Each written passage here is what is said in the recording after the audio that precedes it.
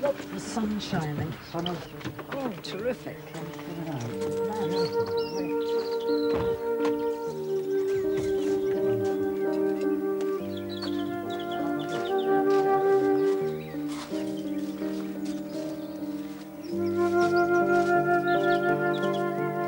Obviously a great feeling of sadness, I suppose, really, to see friends and colleagues being wounded and killed.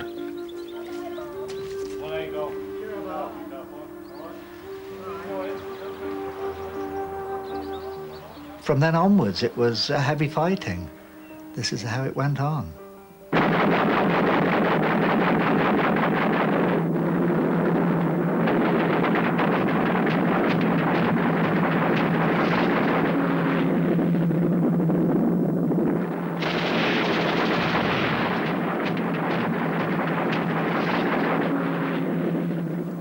Which way do we go now, do you think? We go through there. That way? Should we try that way? Yes. Righty-ho, let's go that way and see what happens.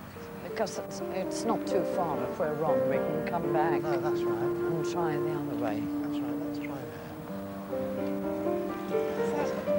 What would you have done if you'd have made it on that Sunday? Well, if What were you everything had sort gone of- according to plan, Yeah. so the army that was coming from Yeah. that direction would have relieved us. We were only supposed to hold the bridge for 48 hours. Yeah. They would have relieved us. And you would have... And we would have gone on with them, really. Yes. Into Yeah. carry straight on into Yeah. Germany. But Yeah. things like that, I'm afraid, didn't happen. You can't believe this is the bridge, can you? How does it feel? How do you feel now you're on it? It's it's marvellous to finally You've made get it. here, yeah. Made it at last. Made it at last. Yeah. Taken 50 years, but Yeah. better late than never. Yeah, oh yes. Oh yes.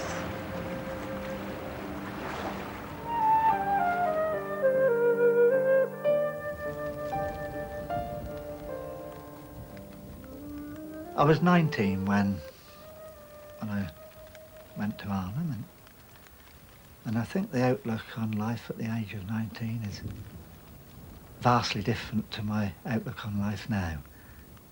Age helped a lot, but no, I don't know. Looking back on that time now is, and I'm sure I'm not the only one, is quite unbelievable what went on there, how we got through it, how we did things in those days.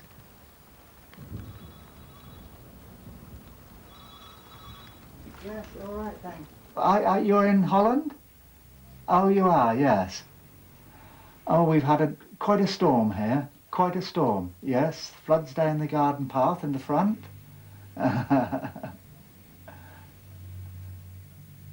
Hopefully. See you tomorrow. Tropical mackerel and jelly, yes, his favourite. I'm sure he'll be very pleased with that. He will. I think they're nearly all. And you've allowed sort of 2 tins a day. Yes, indeed. Yes. Arthur's select menu. Oh, pork and chicken. Sounds tasty, doesn't it? I still think of Arnhem, yes, I still think of Arnhem. My recollections have perhaps dimmed, if that's the right word, quite a bit over the years. But no, basically I can remember so much of it. Yes, I can remember so much of it. And Oh yeah, is that all right there? socks. Oh yes, That's oh the yes, other thing. yes, they're We've in the got attic. to pass those. Oh don't we? yeah. Where are you going to put those? In that one or in the small one? I'm sure one thing that will come out of this trip is I will definitely learn an awful lot more about Fred.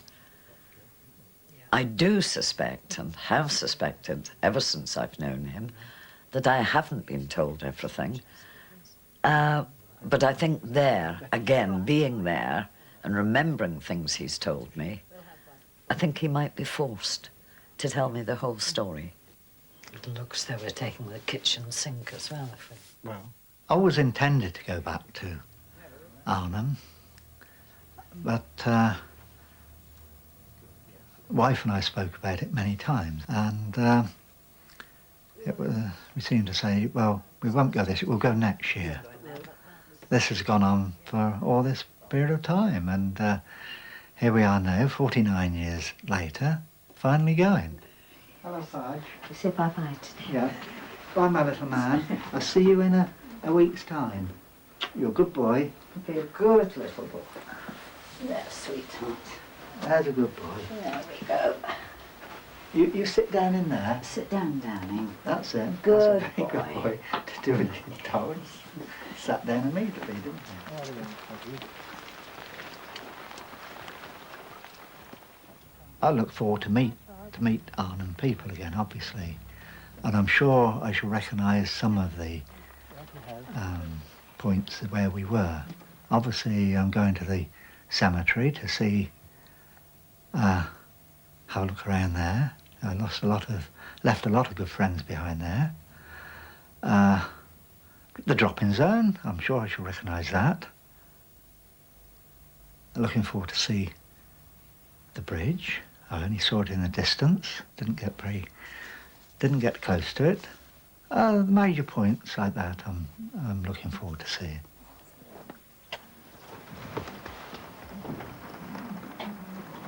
Mary, there comes you. Everything's ready for you. Oh, wonderful. Yes, it's got the breakfast. One punch. Good. Hot chocolate. Yes. Pop in, Mummy. Okay.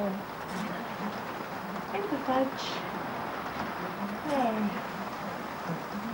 There. You'll be all right.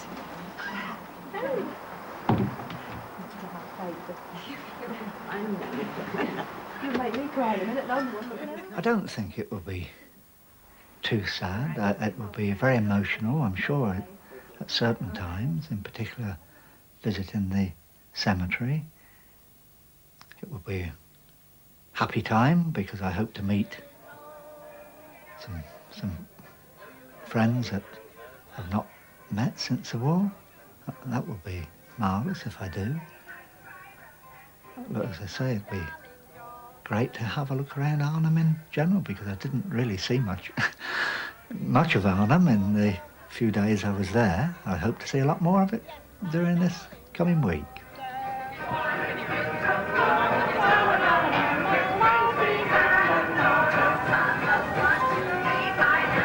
Yes, my darling daughter.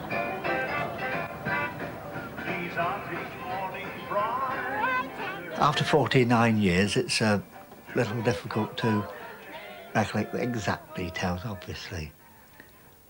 We left billet in Spalding, Lincolnshire, somewhere around about, well, very early in the morning, 5 o'clock time, I think it was, to go to the various airfields. We took off mid-morning, finally arrived over Arnhem, 2 o'clock our time. That's right, 2 o'clock. Come on and join me. Let your heart beat with me. Just listen to that.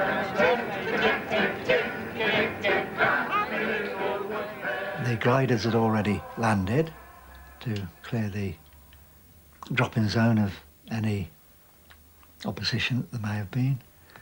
Finally landed at 2 o'clock, reasonably unopposed, but yes, slight opposition.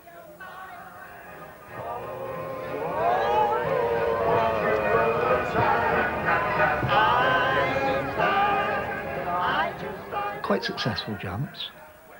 We then found our own platoons, company and battalion and set off towards Arnhem. Uneventful to start off with. We came to the crossroads, which was really our first opposition. We better wait for Lillian. Obviously, the instinct made you fire immediately without giving too much thought.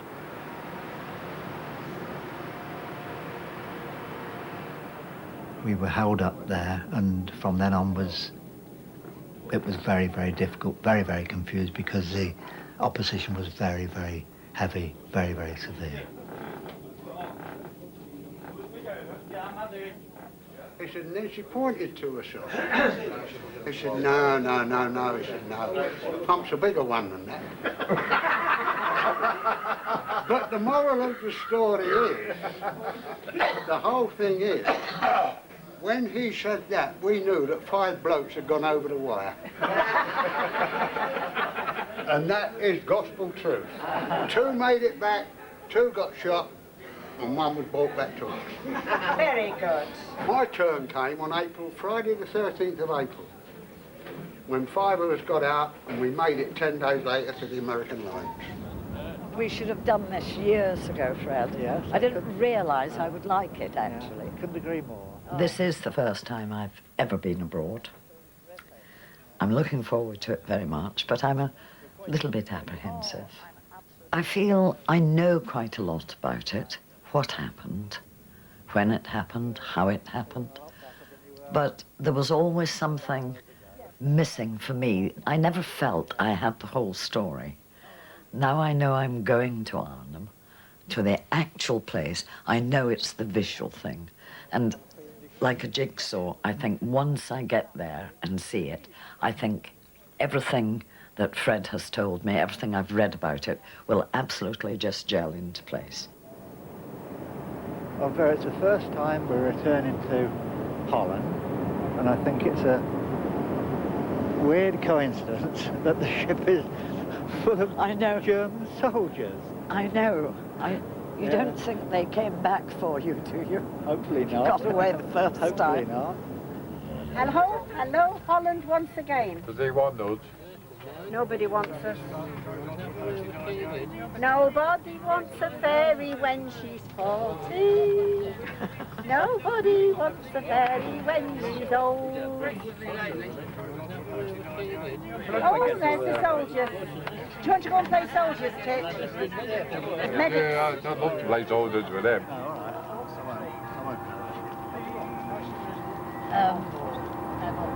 The waterways here remind me of the Fens in Cambridgeshire. Yeah, that's right. Very, you know, how they've done it. Yeah, very similar, isn't it? Yes, I wonder if we copied the Dutch. Arnhem, for me, has been the war. I can forget everything else, all the other battles, but Arnhem really stands out for me, obviously because of Fred, but for all the others, because I feel although it was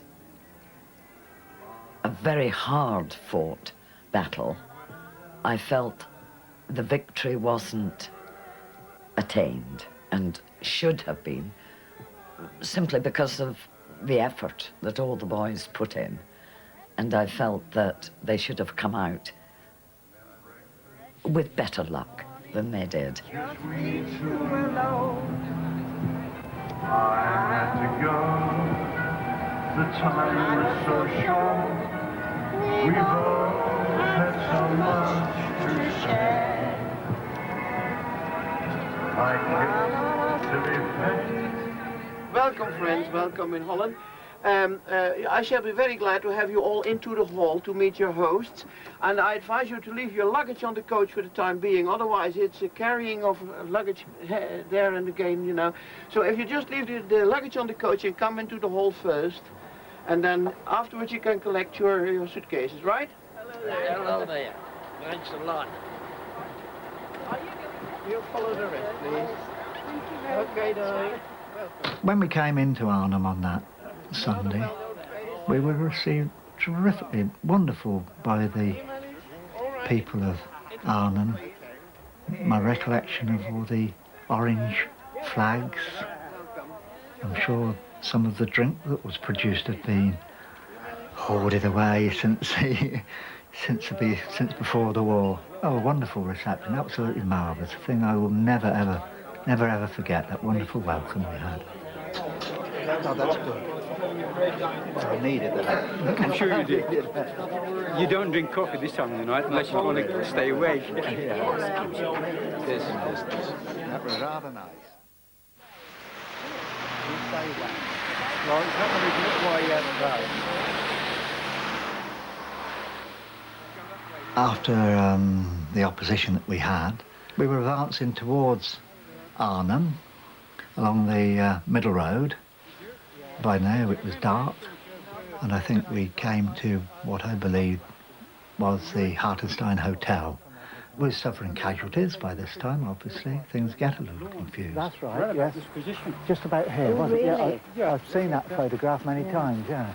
And then, but the front of the, well, I keep on calling it the hotel because it was known as the Hartenstein Hotel. It was a hotel. Yeah. And I mean, the people who look after the place still live here. Oh, the same people, same people, is that so?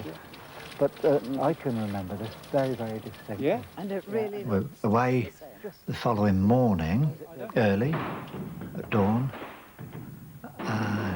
going into Arnhem. But of course we got to the outskirts of Arnhem where the opposition became very, very severe. I just don't know what happened after that for some while. It was really heavy fighting, and this is how it went on.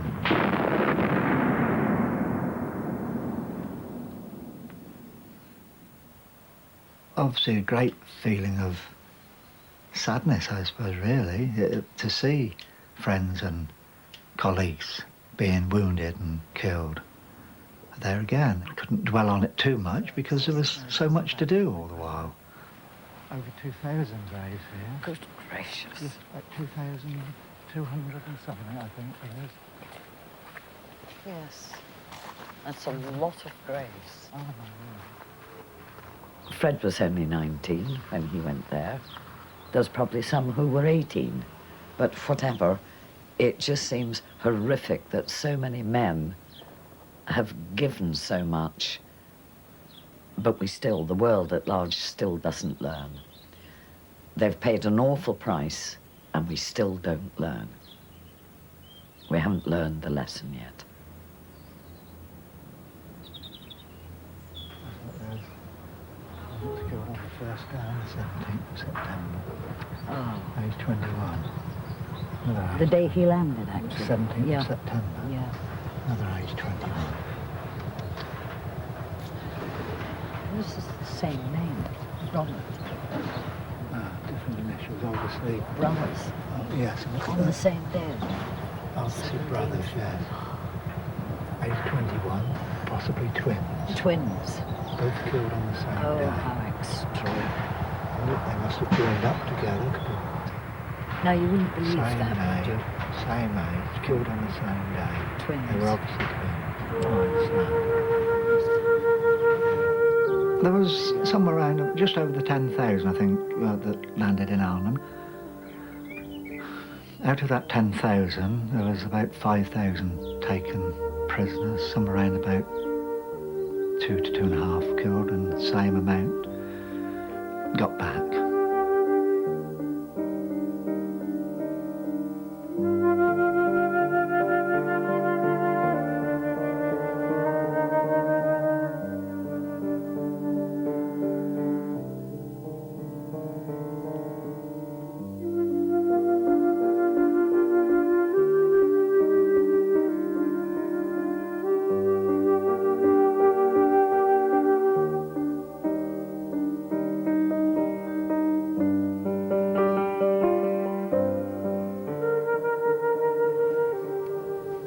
Fred's closest friend was unfortunately killed, and he has talked a little about him to me, not a lot. And he was determined to try and trace this person's grave, and he found it. I didn't know how he would cope, but I could see it affected him very, very deeply. But he seems content now. He's done that. He found the name in a register, he found the grave, and he just wanted to be on his own. Savor the moment of some sort of reunion, perhaps.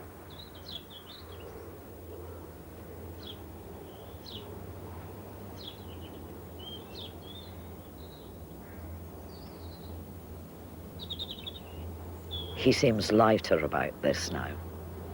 He's not brooding about it. And I think it's been good for Fred. And I'm glad he found the grave. That part now is finished.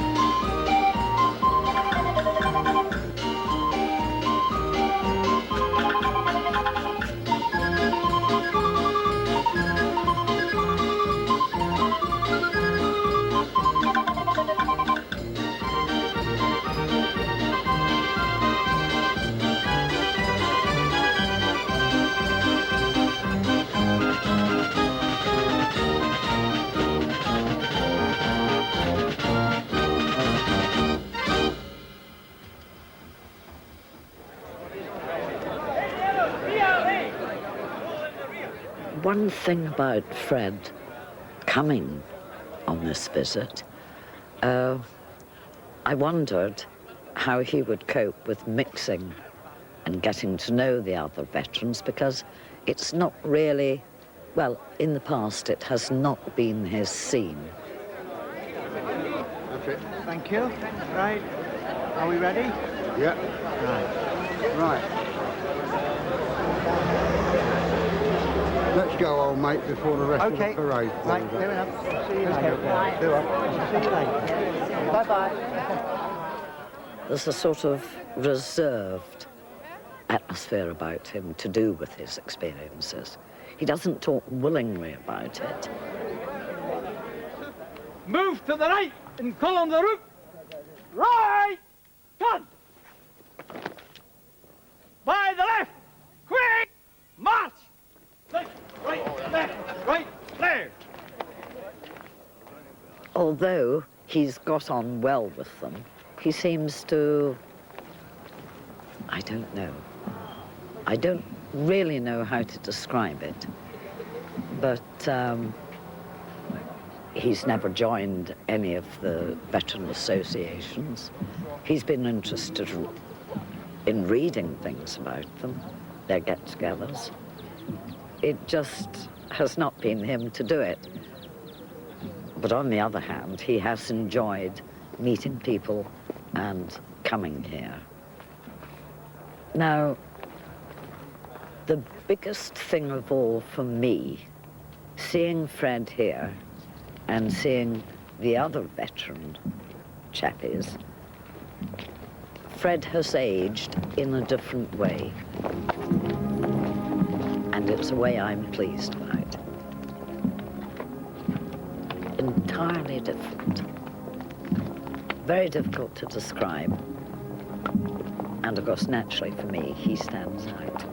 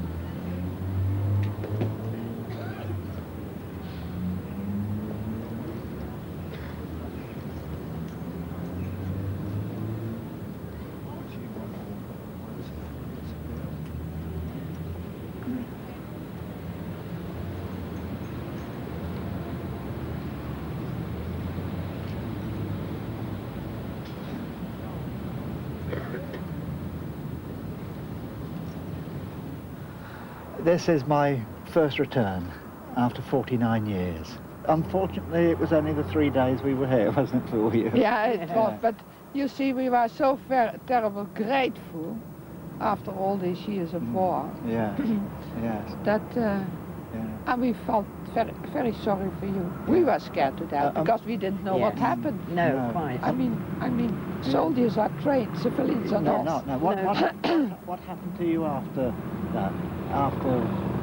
Outside the village. After we went away, the Germans came back again. You know what Germans are, with a gun. Raus, raus, raus. If they say go, if they say go, you go. You go, because Yes. Absolutely, yeah. many times they did threaten, but they did it. Yes. Even to mothers with little children in their arms. They said, I'm going to shoot you. People didn't believe it, and they simply did it. They did, yes. Right, That's why I understand very well what's going on in Bosnia. Yeah, Yes. I'm sure, of course you do, yes, absolutely. All over again. Yeah. Yes, yeah. And after that, you all had to leave Arnhem, didn't you? Yeah. Yeah. Yeah, it was an empty town. Yeah. Completely evacuated. No civilians left at all here. No. No. Only Germans. What did you do between the time that you had to leave the town and when you came back in May 1945? What happened to you then? Well, we came in a house with rubble this high over the floor, broken windows, broken furniture. I mean, it was terrible. Yeah. And they put everything out of the cupboards as far as they didn't. Yes. Because the Germans stole all the furniture, almost all the furniture, because they sent it to Germany as a gift for Arnhem. Hello. And you fought here. Yes, I did. And we lived here. Yes. And you made us free. Yes, that's so it is. From the Germans. Yes, in the end. And that's it. Oh, it's lovely to meet you. It really is. Yes. Isn't she marvelous? I think She's 87. Absolutely wonderful. Yeah, I want to show you something. You will. There are still scars in this house because the whole roof was on fire. Yes, yes. Coming up from the floor, you saw this little light behind you. Huh? Right there. Oh, in there, yeah. Oh, yeah, from all the... There were some other ones, but they repaired they've it. been, plastered over, but that's one. Have a good journey home. We will. Enjoy your holiday. The fighting went on for a number of days. I was taken prisoner on Thursday. Oh, there's another one. By then, of course, there have been a lot of casualties So I think he fired one scattered like that. That's right. around, and there was sort of small groups. What direction was that? And I was taken prisoner when I was trying to escape from the Germans, really. It was, I started to run through a house, or I and a few others, about 6 of us altogether, to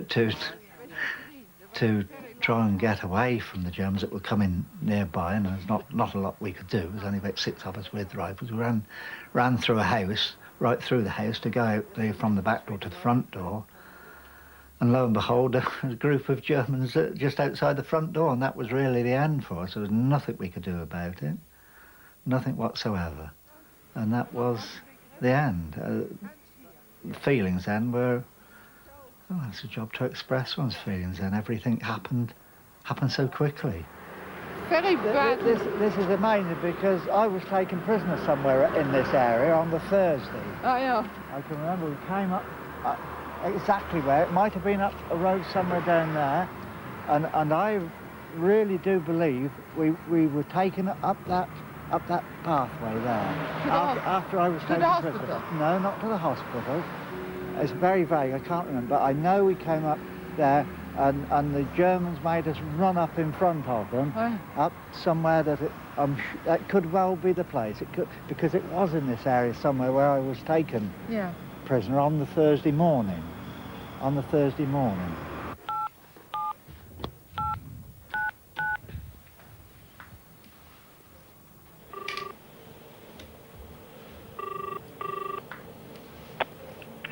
Jilly. Hello. Hello, my love. How are you? Pardon? How are you? Fine, how are you? All right, thank you. How's it all going? Oh, brilliant, thanks. Yeah. Yeah, we went to a memorial service this morning. And then we went on to meet a lady that was at the age of 15 when we arrived here 49 years ago. Good. Oh, it's great to talk to you, my love. Everything's all right? Yes, no problem. Good. I'll pass you over to Mama now. Lovely to talk to you. And you. Take care. All right. Love you. And you. See you soon. Okay, yeah. bye. Bye, my love. Bye. Hello, darling. Hi, how are you? Oh, fine. Good. Having a brilliant time. I'm going to make a habit of this. Het hangt nu van de veiligheidsofficier af of hij een sein geeft dat ze wel kunnen springen, dat er voldoende ruimte is. En anders gaan ze hier overheen en maken een nieuwe ronde tot tot de mensen achter de hekken zijn. They're not dropping this They're time. doing a dummy run. Dummy run. Yeah. Yeah, they're not dropping this time. No. Inderdaad, dus ik denk dat het doorgaat. Well, I never thought I'd see this. I'm sure you didn't. I really didn't. Yeah, quite unbelievable. It's nice for me as well to see it. Yeah, because I've often spoken Yeah. about it a lot, and I can sort of get the now visual you picture. see what I Yes. told. Yes.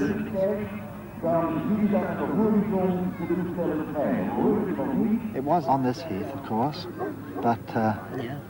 where we dropped. But I'm pretty sure it was right to the far corner that way. That way. Yeah, over there. I think it was more that way. I could just see them coming over here. But Where? straight in front. Oh, just above yes. the Yeah. trees there. Got 1, 2, 3, 6 planes. There they go there. There's the first lot.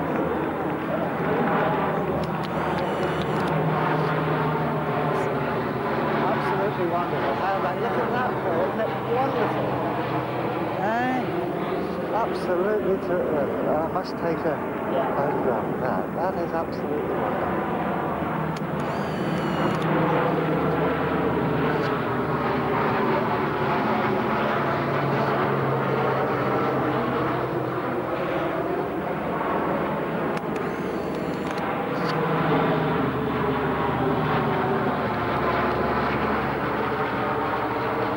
Now that is a wonderful sight, isn't it? Isn't that wonderful? Yeah.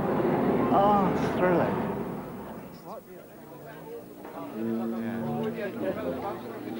Oh, you guys fall out, we'll fall in.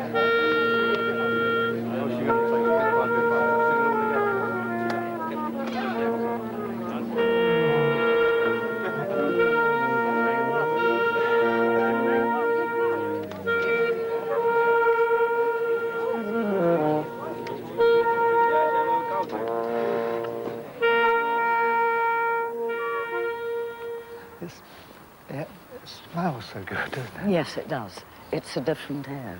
Yeah. Entirely different. Yeah. One of the most impressive visits here was to the cemetery, of course. I approached the cemetery, and as we just stood inside, I couldn't believe the number of graves. I understand. Well, I know there are just over 2,000 lay there. And really, looking at the graves, I really saw people. I saw all my friends, and that were no more, that I left behind.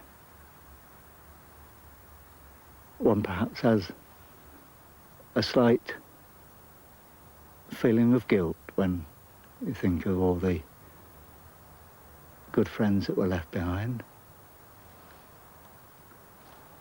I managed to see one or two of the graves of the people I had known.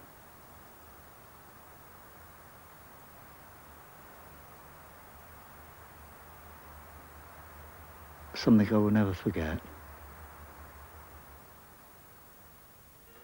You've made a good job of that, lad. How are you?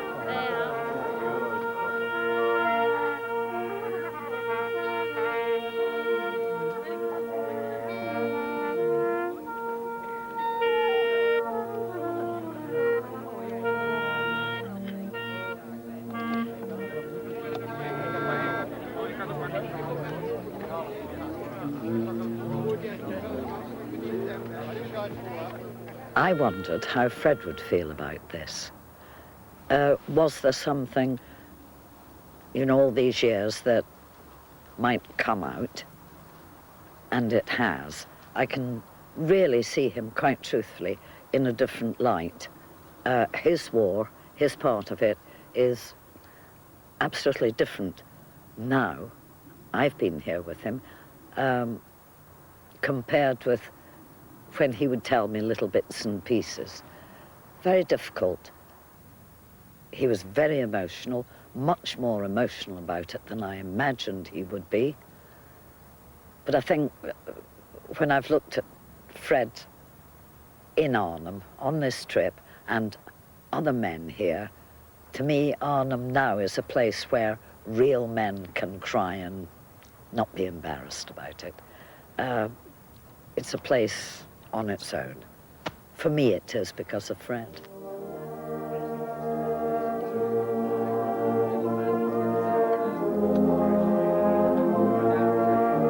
There's a dog following you. That's sit down, yeah. On the right and march off. That's how it should run. That's how it should run. The count of 2 or 3.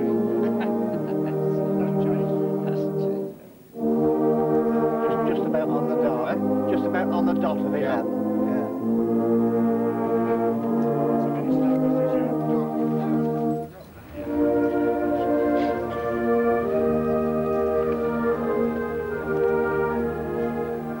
I can understand how Fred must have felt, and really felt, in the battle. And to see the place where he was taken prisoner was very emotional, sort of thinking back to how young he was. The cemetery, terribly sad. Very sad indeed. Expected to see it looking as it was. But I wouldn't have missed the visit for anything. To be perfectly honest, I think Fred must have been incredibly brave. 19 years old, taken by Germans, pushed about, but he has aged in a unique way. There are still, I suppose, a youthfulness still there. Yeah, he's still got the young soldier bit still there. He's got older, but he just looks different. He behaves differently. He seems different. And I'm pleased about that. He stands out very much one on his own as an individual with regard to the years, the service, the friendships, the journey here. And it's become stronger each day. I didn't see you come. Over there. You were.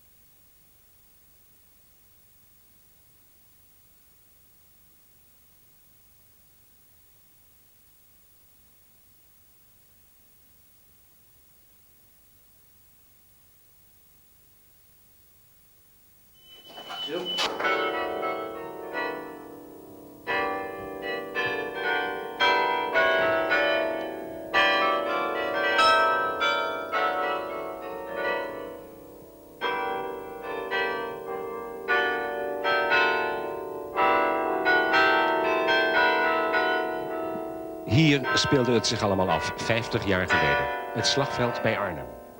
Vanaf de toren van de Eusebiuskerk legt de toenmalige brigadecommandant, generaal Sir John Hackett, de situatie uit aan een lid van een generatie die toen nog geboren moest worden. Onze kroonprins Willem-Alexander. Zometeen maken ze beneden in de kerk de herdenking mee.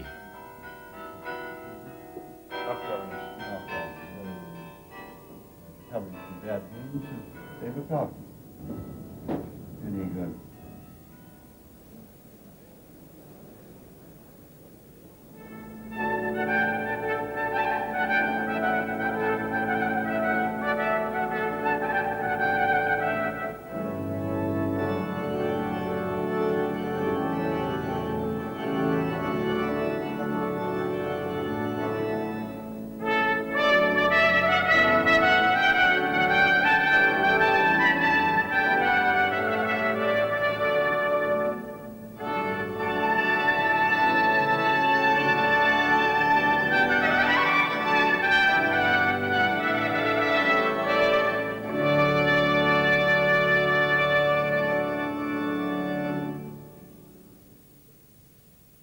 Na deze trumpet voluntary kijken we naar een stampvolle Eusebiuskerk.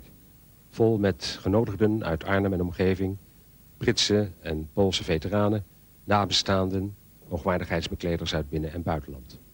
En we zagen de binnenkomst van een aantal prominente gasten en eregasten. Dit is de hal van de Eusebiuskerk en een prachtige nieuwe lift die naar boven in de toren leidt. En daaruit de kroonprins en de generaal Hackett met zijn echtgenote, begeleid door de burgemeester van Arnhem, meester Paul Scholten.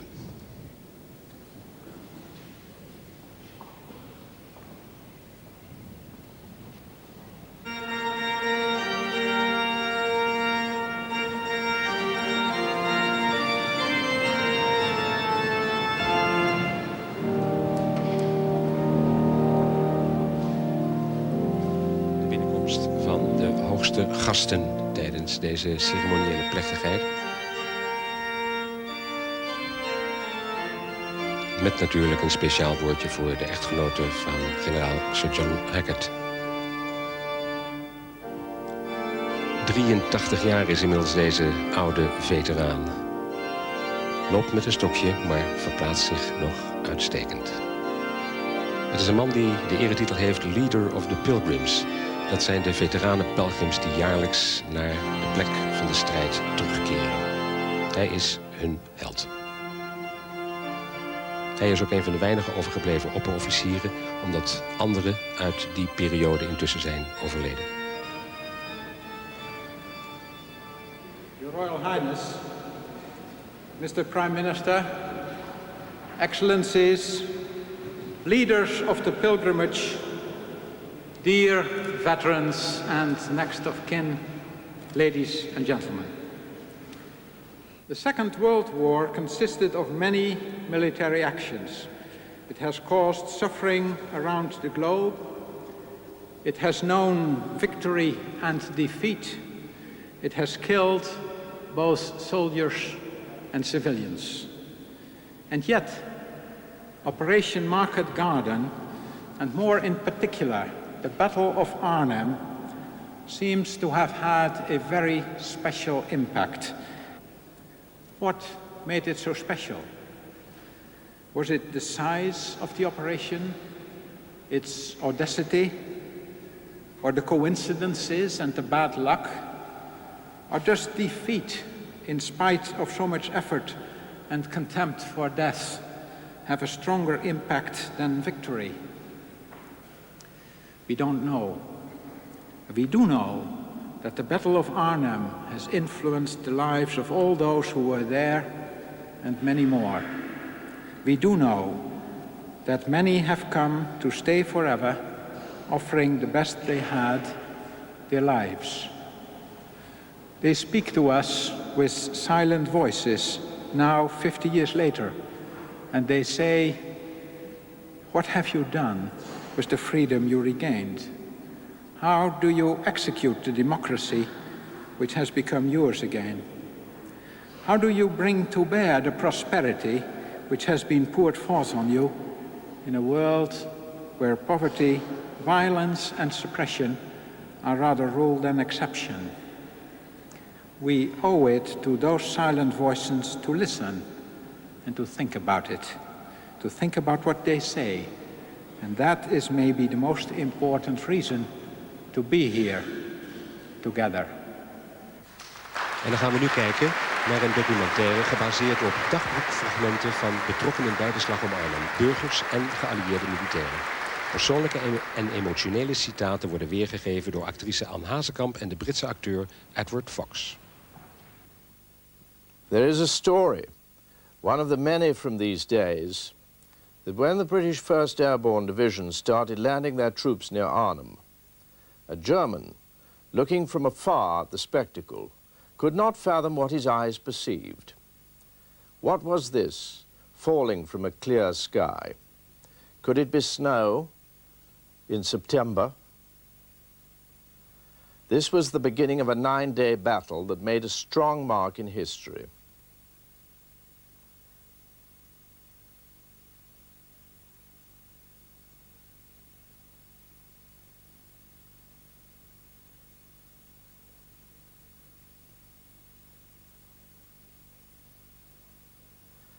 One of the nearly 10,000 British and Polish troops was Major Tola, glider pilot. I will read from his diary. Flying over the North Sea is very steady, and after a short time we sight the rest of the force, stretching as far as the eye can see, little specks in the sky, each of which contain, at the very least, a dozen men, and in many cases as many as 30. And guns and jeeps and weapons of all kinds. At last we sight the Dutch coast. There is a bank of cloud which may prove troublesome. And what are those black smudges in the sky over in the front? It's flak, and it may be for us before very long. This is where the morale pills would come in.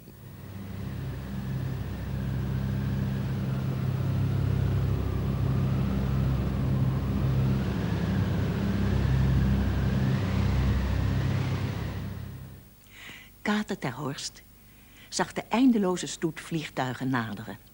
Ze schrijft hierover. We zien de grote bommenwerpers naderen vanuit het westen. Wonderlijke formaties. Ze slepen iets achter zich aan. Vliegtuigen zijn het. Maar zonder landingsgestel. Glad van onderen. En heel lang. Oh, ze dalen! Zie je dat? Ze dalen. Terwijl de bommenwerpers omkeren en hoogte winnen, dalen ze statig naar beneden. Werkelijk, ze dalen. Ze komen bij ons, in ons land. Gliders zijn het. Een luchtlanding, vlak bij ons, achter de bossen van Wolfhezen. Uitzinnig van vreugde lopen we de tuin in. Klimmen op het dak om er meer van te zien en meer van te begrijpen. Maar dit is toch werkelijk niet te geloven? Kan dit heus waar zijn? Is dit nu de lang voorbijde verlossing uit onze ellende? Zomaar uit de lucht gevallen? Betekent dit vrijheid?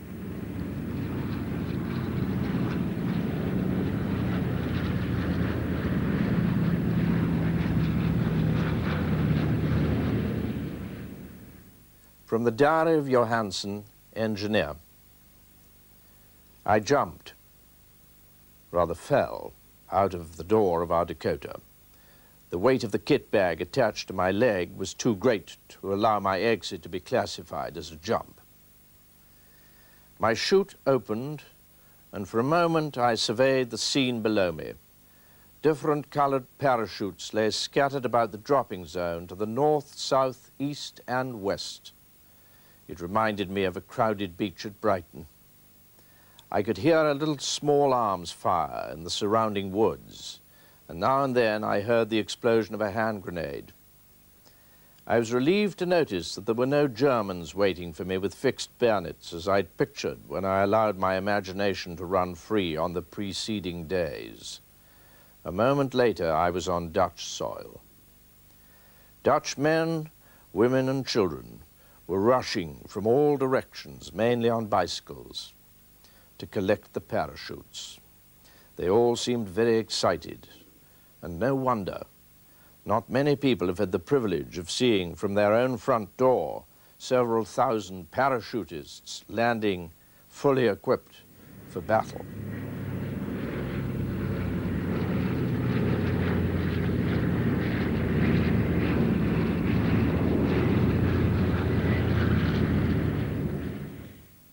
We gaan maar vroeg eten, schrijft Kater ter Horst. In de grote keuken. Vandaar hebben we uitzicht op de weg. Plotseling zien we een groepje dorpsbewoners bij de Wilhelminaboom. Ze wijzen en kijken alle in één richting. Wij de tuin uit, de weg op. En ja, daar nadert de ongehoorde, ongelooflijke waarheid. Nu werkelijkheid. Onze onbekende Engelse bevrijders. Als een groene slang komen ze op ons af. 1 voor 1, met een paar meter tussenruimte. De eerste lacht ons joviaal toe van onder zijn helm. Het net eroverheen zit vol groene jute lapjes. Een potsierlijk gezicht. Hij breidt zijn armen uit. Give us a kiss. En dan is hij ook alweer voorbij. Deze voerman. Achter hem aan komen ze in eindeloze rijen, ritmisch voordeinend. Ze schijnen geen haast te hebben. Zo rustig lopen ze.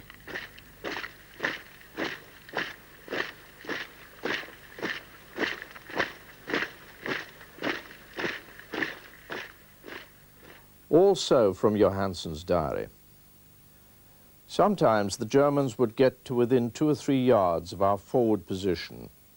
Percy Hyatt had been responsible for getting rid of 1 lot of Germans. Things had been fairly peaceful for a comparatively long time, about 10 minutes. Suddenly, Hyatt jumped up out of his slit trench and yelled, "They're right in amongst us." The Germans had crept up through the bushes to within about 10 yards. Hyatt had a pistol in one hand and his battle-dress blouse stuffed with grenades. He dashed in amongst the Germans, flinging grenades and firing his pistol.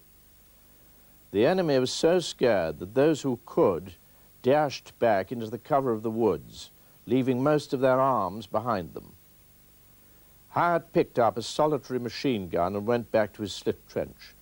He lit a cigarette and said, "That shook 'em."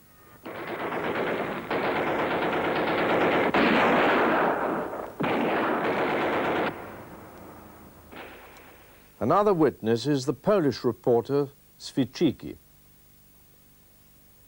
"What do you think of me, sir? Shall I get well?" A sergeant major, just brought in from the trenches, had asked. Spandau bullets had ripped open his belly just as he was rising and about to leap out of the trench. Now he was slowly dying from the loss of blood. The doctor gave him a long look and pondered even longer over his answer.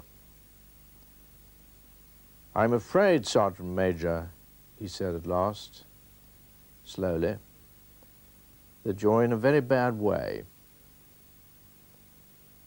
But shall I live? I'm very sorry, but I can hardly think so," the doctor said. The wounded man's situation was hopeless. The soldier was entitled to know all the truth.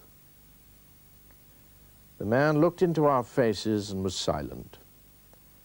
A long silence.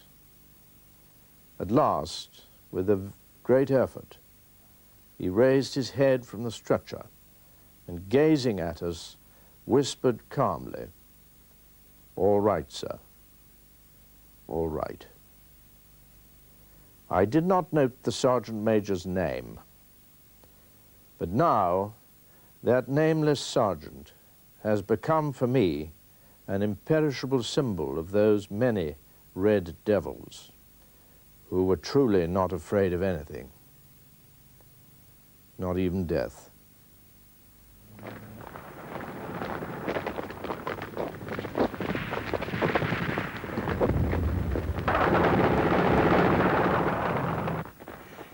Bij Katata Horst thuis is een zogenaamde Regimental Aid Post ingericht. Haar huis is nu tot de nok gevuld met gewonden en ligt midden in de vuurlinie. De kogels vliegen soms dwars door het huis heen. Ze beschrijft een paar van haar bevrijders. De arts. Welk een enorme last draagt deze man. Hij is 25. Op zijn jeugdige schouders. Hoe machteloos staat hij tegenover dit nameloos lijden. Alleen. Moordend is het vuur. You're brave to be here, knikt een van de mannen mij toe, als ik vraag of ik soms iets voor hem kan doen. Gewond en weerloos als ze zijn, nog voelen ze zich soldaat en meer bestand tegen oorlog dan een vrouw. Naast hem staat een antiek handbeschilderd bord op de grond. Hij heeft er zojuist van gegeten. Een orderly komt langs. Er is geen plek meer voor zijn voeten en het bord kraakt onder zijn hak. Ik glimlach even. I can't understand how you can laugh. Het is een officier. Hij ligt in de grote kamer boven. Het uitzicht van hieruit over de Rijnbocht is van grote schoonheid. Gisteren nog richtte hij zich op. It's a lovely place here.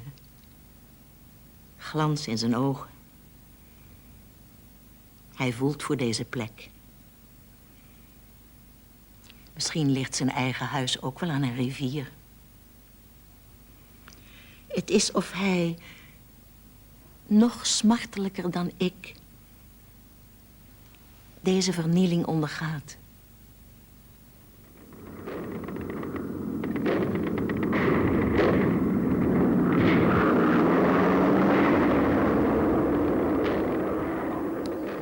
The Polish reporter also writes about the unfortunates that had to go into German captivity. Even in the very poor light given off by 2 cigarettes smoked close together, I saw a look of terror in Max's eyes.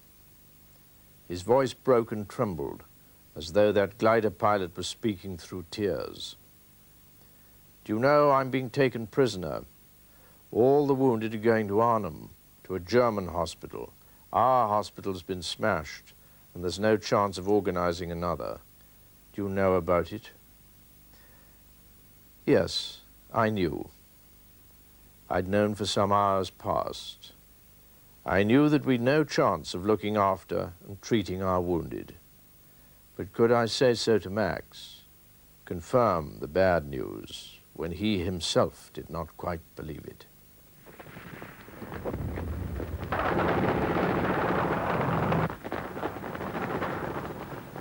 The British reporter Alan Wood writes in his diary after 9 days of fighting. This is the end. We've been ordered to fight our way out tonight to join the Second Army on the south bank of the Rhine. The men have not been told yet. Everything is to proceed until the last minute as if nothing was happening. Our radio operators will keep on sending out messages until the end, with occasional gaps at irregular intervals so that the Germans will not get suspicious immediately we close down. By then, all the German prisoners will have been ordered into slit trenches. They are likely to stay there because the shelling is getting heavier and heavier. They will wake in the morning to find we are gone, and we hope that the Germans on each side of us will close in and start fighting each other before they realize that we are no longer in the middle.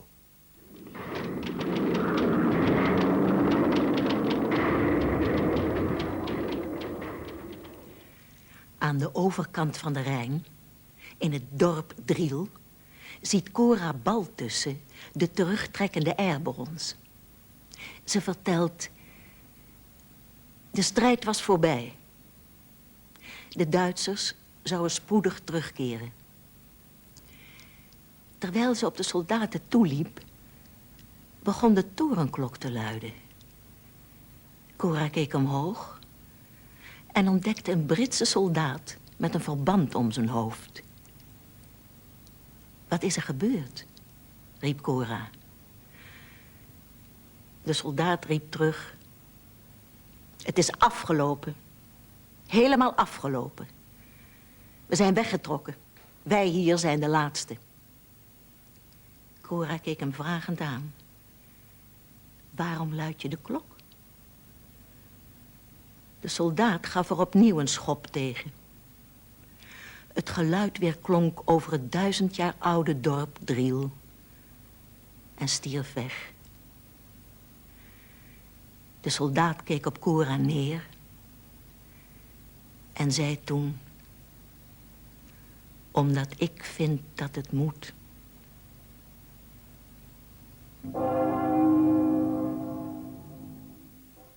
The next day, Alan Wood wrote, "Now 2,000 have filtered back by night in a little Dunkirk on the sandy shores of the Rhine. They do not know yet whether all their sacrifice has been wasted, but they were singing. They know they have not failed, that they held on longer than anyone had ever expected or could ever have asked. They know that in the glory of Arnhem, they have achieved something more than success, something greater than victory, and that in all this, they are more than conquerors."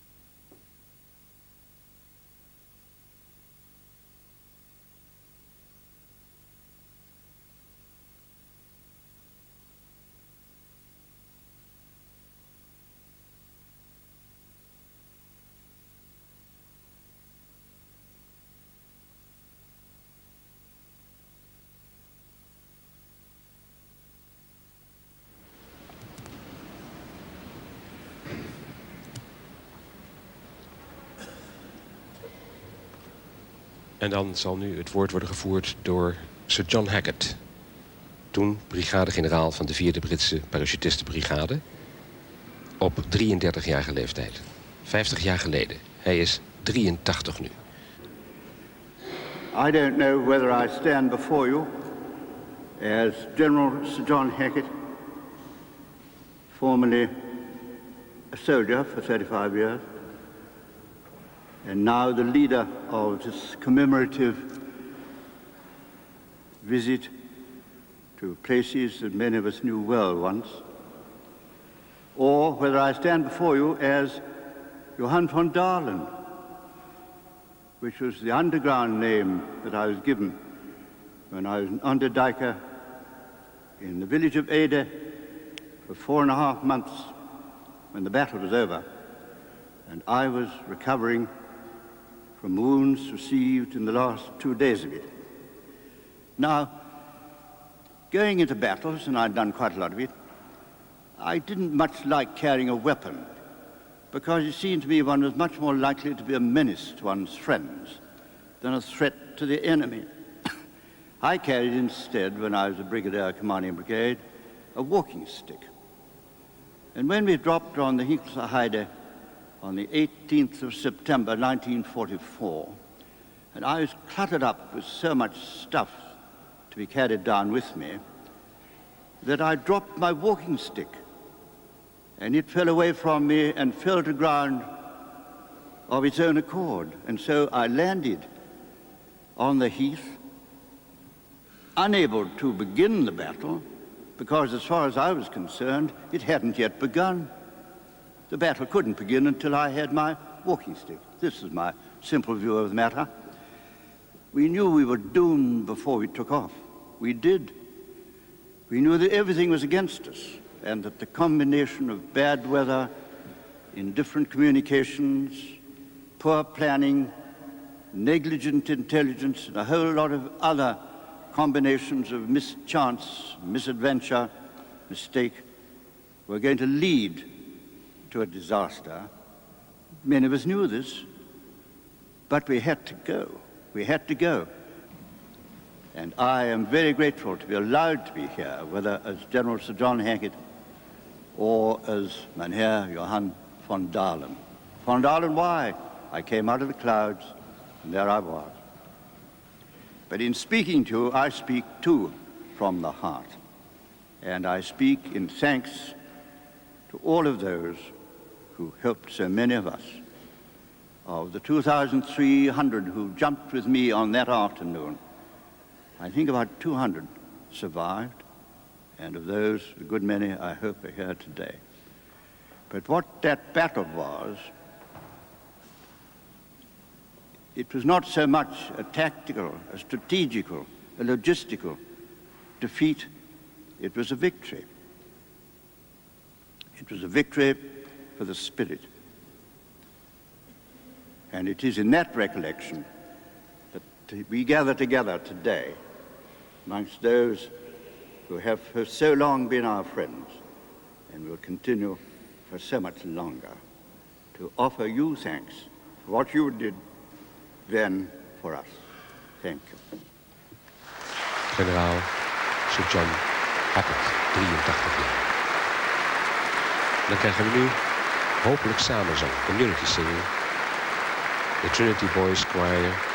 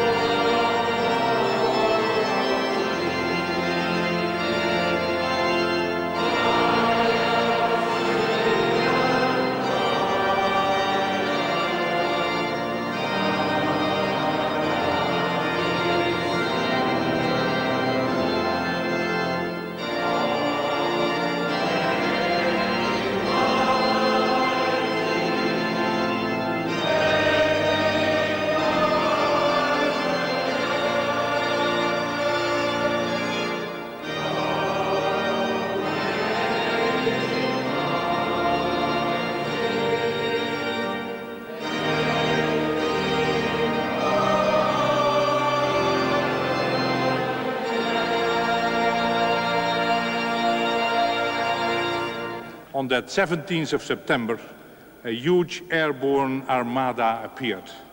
Thousands of aeroplanes from which parachutes unfolded from Son to Oosterbeek.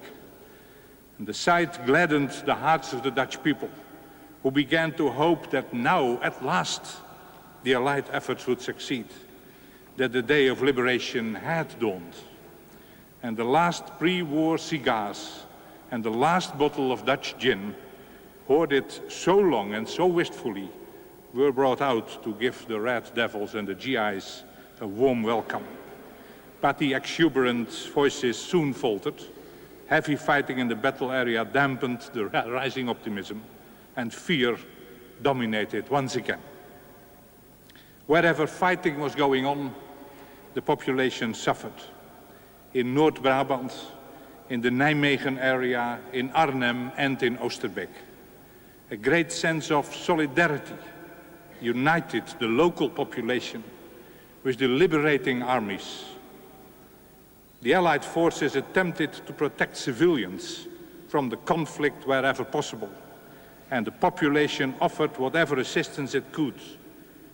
The ties that were forged between liberators and liberated, between Dutch and British, Americans and Poles, have easily stood the test of time. They are ties that transcend the personal, the individual. The admiration and gratitude for the efforts of all those who risked their lives for our freedom is deeply rooted in Dutch society. The lesson to be learned from those times, above all, is the importance of cooperation. We cannot go it alone. In fact, no one can. International cooperation is needed to make this world a livable place.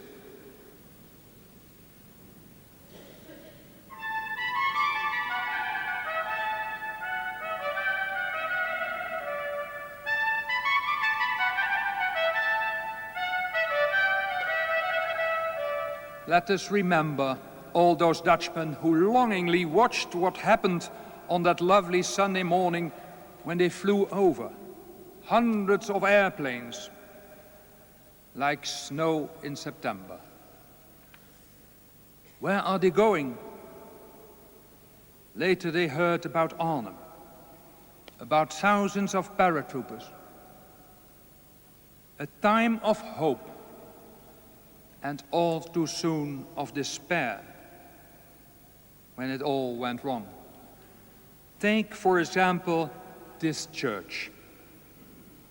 The tower, the roof, everything ruined. You could see the sky and piles of rubble inside. The tower bells, insofar as they had not been stolen, lay cracked on the ground, here in this church. And to make a long story short, look around and see, church and tower in their full glory. The 49 carillon bells will be completed by 4 huge memorial bells. Veterans, I began with you and I shall end with you. Grateful that you came then and now again. For the last time, you look back at your life with an imperishable memory at its start. Een leven met een onuitwisbare herinnering aan het begin. And when your time has come, that you have to go forever. And as the poet says, God asks you the question, who are you, my man? You can proudly answer, Sir, I am an Arnhem veteran. God bless you all.